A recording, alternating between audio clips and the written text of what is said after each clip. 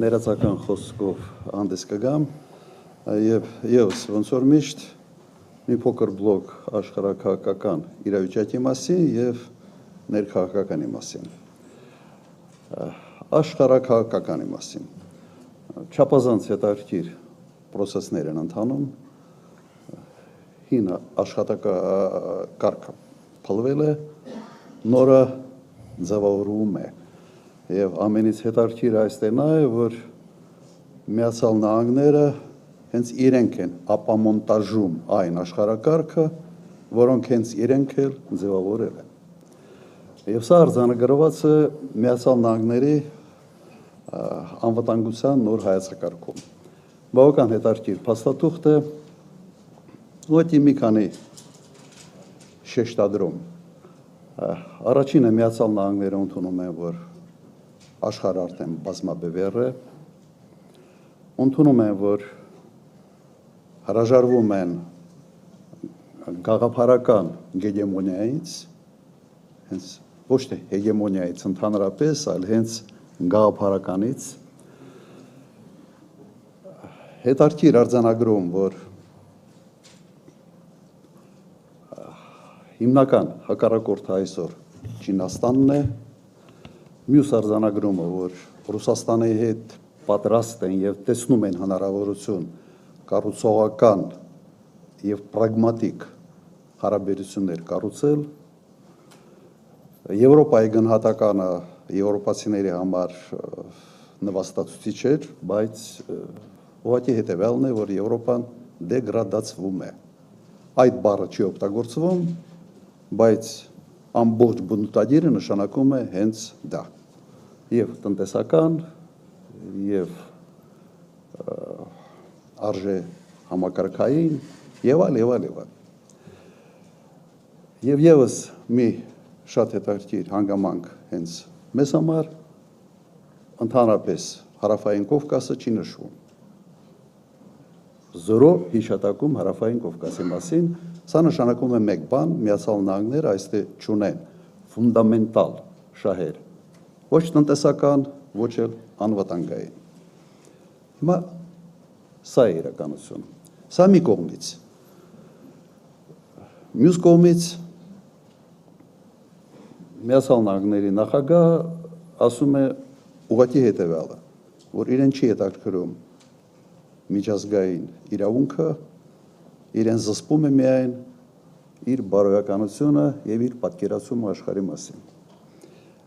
Եվ Միացյալ Նահանգների նախագահի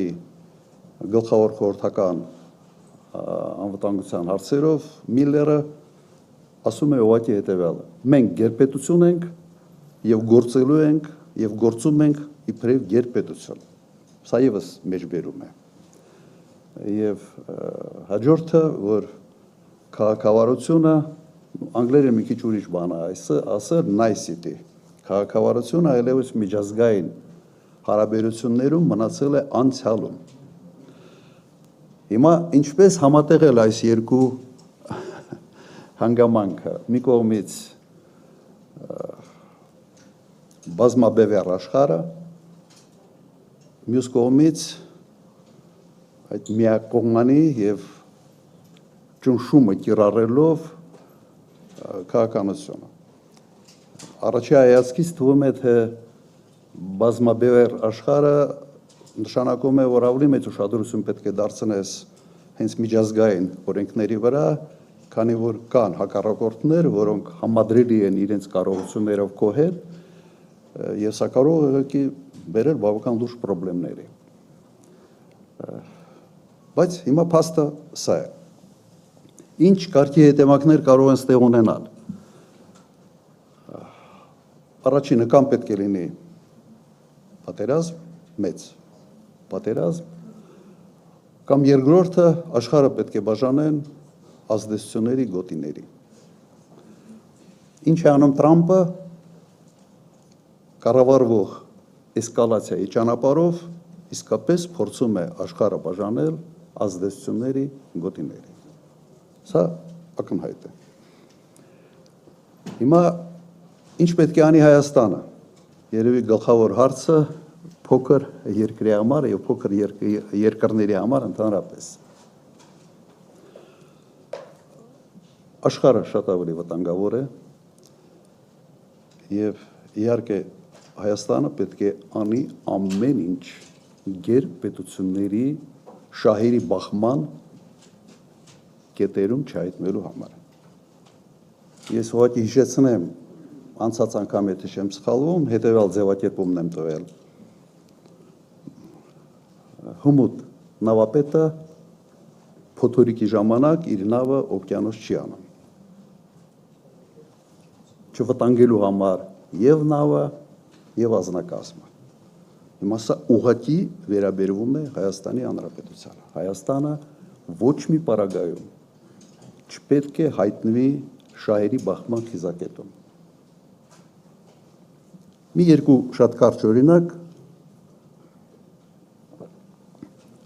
թե ինչ է կատարվում երկրների հետ, երբ որ անտեսում են այս կարևոր հանգամանքը։ Առաջինը Վրաստանը Սահակաշվիլիի ժամանակ փորձեց խաղալ Միացյալ Նահանգների եւ Ռուսաստանի հակասությունների վրա, ստացավ պատերազմ եւ տարածքային կորուստներ։ Զելենսկու Ուկրաինան փորձեց խաղալ ՆԱՏՕ-ի եւ Ռուսաստանի